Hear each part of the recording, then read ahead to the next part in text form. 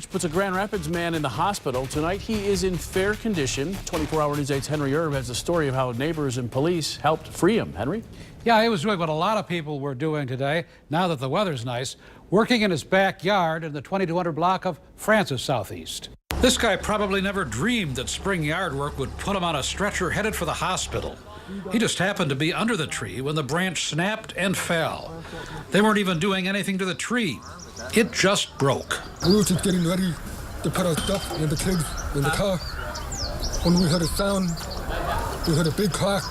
Adam McNeely looked over into his neighbor Lee Roach's backyard and saw the man sprawled on the ground under the huge branch. His legs were pinned and he was in pain. McNeely jumped the fence and, along with other neighbors and police, dodged a downed power line and freed his neighbor. I think there were about 5 of us at first that were trying to help get the tree off my neighbor. And it wasn't until the officers came and we had a little more manpower that we were able to lift the tree branch up high enough to pull my neighbor off from underneath.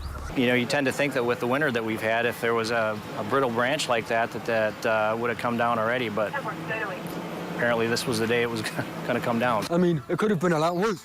He could have died, you know, when I think about it now.